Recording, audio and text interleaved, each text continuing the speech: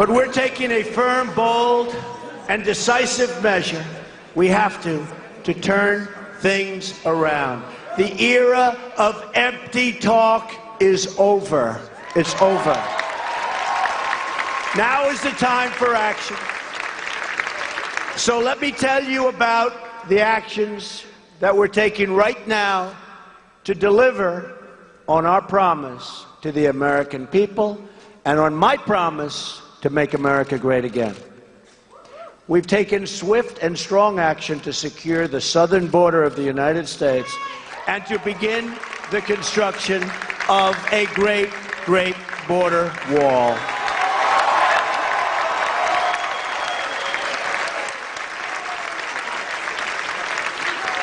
By doing this, and with the help of our great border police, with the help of ICE, with the help of General Kelly, and all of the people that are so passionate about this, our Border Patrol, I'll tell you what they do. They came and endorsed me. ICE came and endorsed me. They never endorsed a presidential candidate before. They might not even be allowed to. But they were disgusted with what they saw.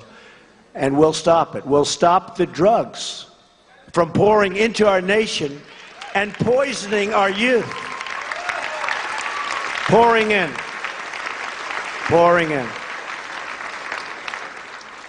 We get the drugs, they get the money. We get the problems, they get the cash. No good. Going to stop. By stopping the flow of illegal immigration, we will save countless tax dollars, and that's so important because the dollars that we're losing are beyond anything that you can imagine.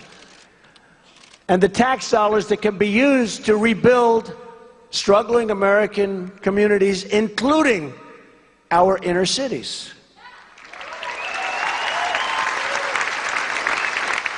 We are also going to save countless American lives. As we speak today, immigration officers are finding the gang members, the drug dealers, and the criminal aliens and throwing them the hell out of our country.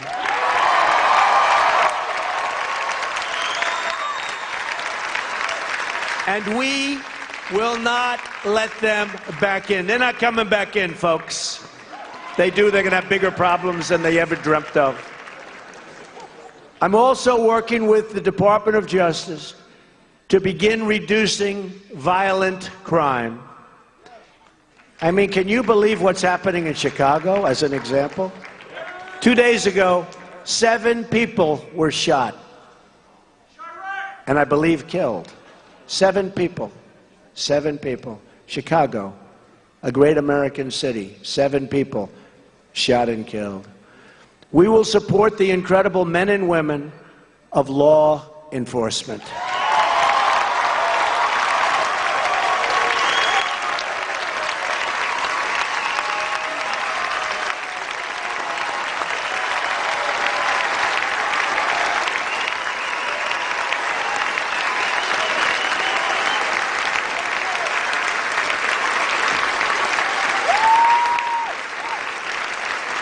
Thank you. And thank them. I've also followed through on my campaign promise and withdrawn America from the Trans-Pacific Partnership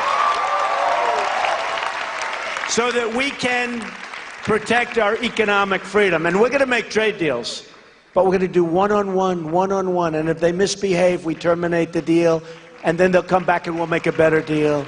None of these big quagmire deals that are a disaster. Just take a look, by the way, take a look at NAFTA, one of the worst deals ever made by any country having to do with economic development. It's economic undevelopment as far as our country is concerned. We're preparing to repeal and replace the disaster known as Obamacare. We're going to save Americans from this crisis and give them the access to the quality health care they need and deserve. We have authorized the construction, one day, of the Keystone and Dakota Access Pipeline. And issued a new rule This took place while I was getting ready to sign. I said, who makes the pipes for the pipeline? Well, sir, it comes from all over the world. Isn't that wonderful? I said, nope, comes from the United States. Oh, we're not building it. American steel.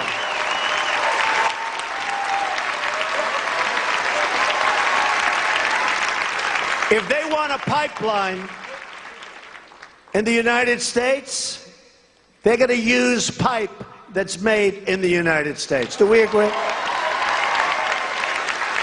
But can you imagine, I told the story the other day, can you imagine the gentleman, never met him, don't even know the name of his company. I actually sort of know it, but I want to get it exactly correct. Big, big, powerful company. They spent hundreds of millions of dollars on the pipeline. Same thing with the Dakota, different place. They got their approvals, everything in the case of Dakota, then all of a sudden they couldn't connect it because they had people protesting that never showed up before. But with the Keystone, so they spent hundreds of millions of dollars with bloodsucker consultants, you know, sucking the blood out of the company. Don't worry, I used them all my life, okay? Don't worry, we're going to get it approved, I'm connected, I'm a lobbyist, don't worry. Bottom line, Obama didn't sign it, right? Could be 42,000 jobs, somewhere around there, a lot of jobs. Didn't sign it. But can you imagine? He gave up. A year ago, it was dead. Now he's doing nothing. Calling his wife, hello, darling, I'm a little bored. You know that pipeline, that has killed us. That has killed our company. Knock, knock. Mr. So-and-so. The Keystone Pipeline, sir, out of nowhere has just been approved.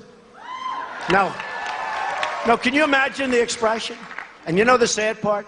Those same blood-sucking consultants that hit him for all the money and failed, they're now going to go back to him and say, didn't we do a great job? We want more money, right? Because that's the way the system works. A little bit off, but that's the way the system works. We're preparing bold action to lift the restrictions on American energy, including shale oil, natural gas, and beautiful, clean coal, and we're going to put our miners back to work. Miners are going back to work.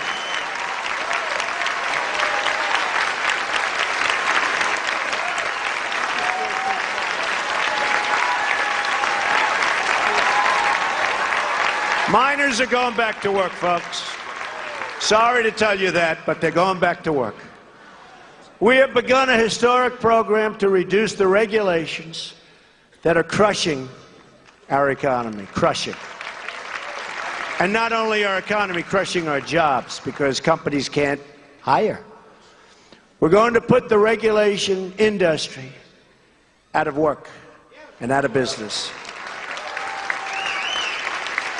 And by the way, I want regulation. I want to protect our environment. I want regulations for safety. I want all of the regulations that we need, and I want them to be so strong and so tough. But we don't need 75% of the repetitive, horrible regulations that hurt companies, hurt jobs, make us non-competitive overseas with other companies from other countries. That we don't need. But we're going to have regulation. It's going to be really strong and really good, and we're going to protect our environment, and we're going to protect the safety of our people and our workers, okay?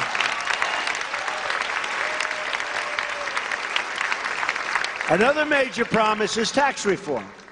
We are going to massively lower taxes on the middle class, reduce taxes on American business, and make our tax code more simple and much more fair for everyone, including the people and the business.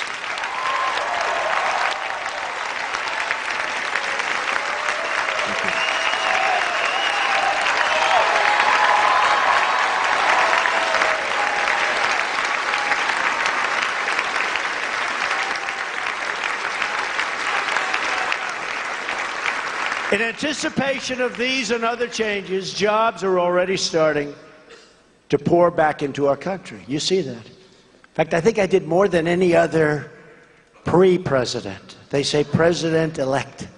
President-elect is meeting with Ford, he's meeting with Chrysler, he's meeting with General Motors. I just want to save a little time. Because Ford and Fiat Chrysler, General Motors, Sprint, Intel, and so many others are now, because of the election result, making major investments in the United States, expanding production, and hiring more workers. And they're going back to Michigan, and they're going back to Ohio, and they're going back to Pennsylvania, and they're going back to North Carolina, and to Florida.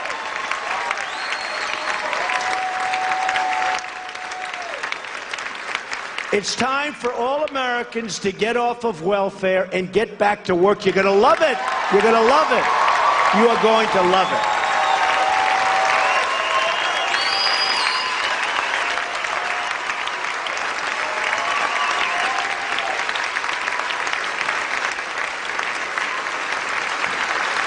We're also putting in a massive budget request for our beloved military.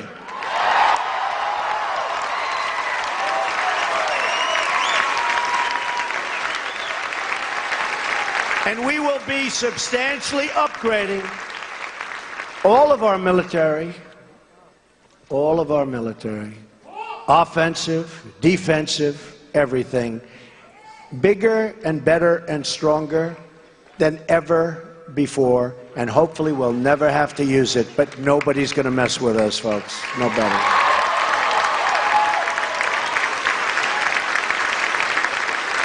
It will be one of the greatest military buildups in American history. No one will dare question, as they have been, because we're very depleted, very, very depleted. Sequester. Nobody will dare question our military might again. We believe in peace through strength, and that's what we will have.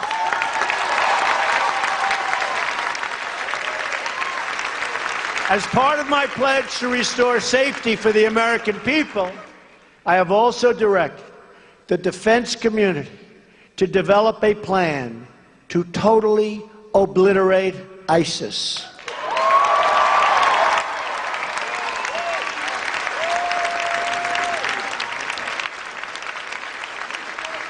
Working with our allies, we will eradicate this evil from the face of the earth. At the same time, we fully understand that national security begins with border security. Foreign terrorists will not be able to strike America if they cannot get into our country. And by the way, take a look at what's happening in Europe, folks. Take a look at what's happening in Europe. I took a lot of heat on Sweden.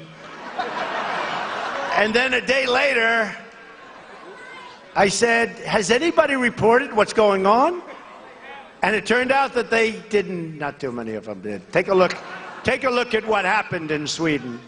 I love Sweden. Great country, great people. I love Sweden. But they understand I'm right. The people over there understand I'm right. Take a look at what's happening in Sweden. Take a look at what's happening in Germany. Take a look at what's happened in France. Take a look at Nice and Paris. I have a friend. He's a very, very substantial guy. He loves the City of Lights. He loves Paris. For years, every year during the summer, he would go to Paris. It was automatic with his wife and his family. I hadn't seen him in a while. And I said, Jim, let me ask you a question. How's Paris doing? Paris? I don't go there anymore. Paris is no longer Paris. That was 4 years, 4 or 5 years has it gone there. He wouldn't miss it for anything. Now he doesn't even think in terms of going there. Take a look at what's happening to our world, folks. And we have to be smart. We have to be smart. We can't let it happen to us.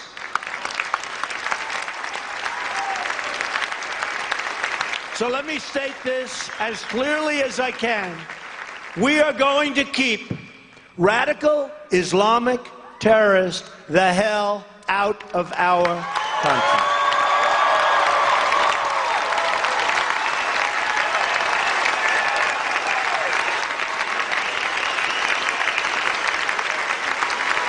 We will not be deterred from this course.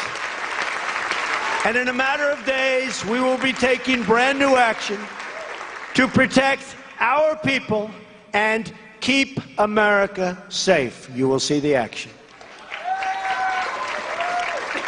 I will never, ever apologize for protecting the safety and security of the American people. I won't do it. If it means I get bad press, if it means people speak badly of me, it's okay. It doesn't bother me. The security of our people is number one, is number one.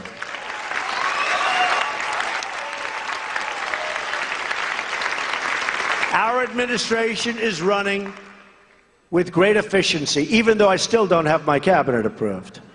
Nobody mentions that. Do you know I still have people out there waiting to be approved? And everyone knows they're going to be approved. It's just a delay, delay, delay. It's really sad. It's really sad. And these are great people. These are some great people. We still don't have our cabinet. I assume we're setting records for that. That's the only thing good about it, is we're setting records. I love setting records.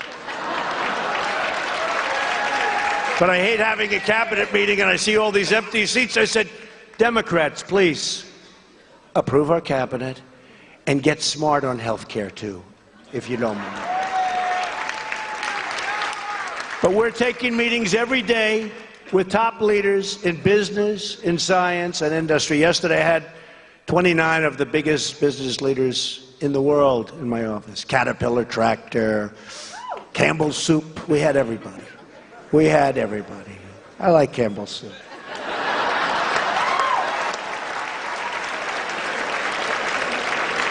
We had everybody. And we came to a lot of very good conclusions, and a lot of those folks that are in that room are going to be building big, big, massive new plants and lots of jobs. And you know what? They're going to be building them in this country, not in some other country. We're meeting with unions, meeting with law enforcement, and we're meeting with leaders from all around the world. Where the White House doors used to be totally closed. They were closed, folks. You don't realize that. They were closed. They're now wide open. And they're open for people doing business for our country and putting people to work.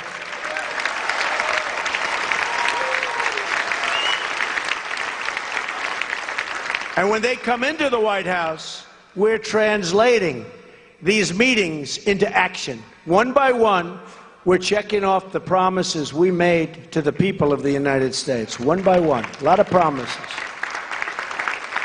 And we will not stop until the job is done. We will reduce your taxes. We will cut your regulations. We will support our police. We will defend our flag.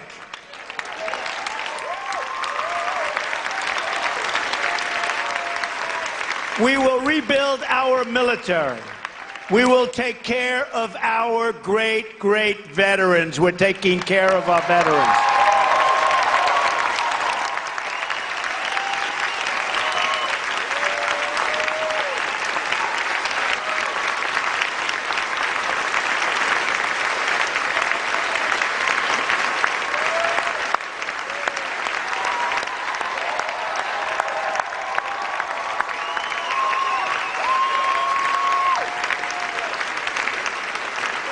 We will fix our broken and embarrassing trade deals that are no good. None of them. You wonder, where did the people come from that negotiated these deals? Where did they come from? Well, they came also from campaign contributions, I must be honest with you. They're not as stupid as you think. We will cut wasteful spending. We will promote our values. We will rebuild our inner cities. We will bring back our jobs and our dreams. So true. So true.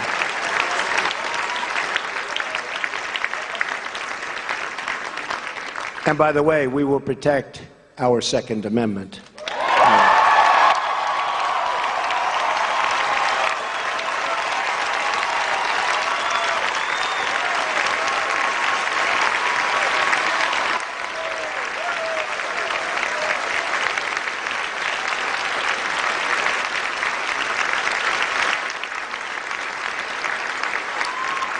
You know, Wayne and Chris are here from the NRA, and they didn't have that on the list. It's lucky I thought about it. But we will indeed. And they're great people. And by the way, they love our country. They love our country. The NRA has been a great supporter. They love our country. The forgotten men and women of America will be forgotten no longer. That is the heart of this new movement and the future of the Republican Party. People came to vote, and these people, the media, they said, where are they coming from? What's going on here? These are hardworking, great, great Americans. These are unbelievable people who have not been treated fairly. Hillary called them deplorable. They're not deplorable.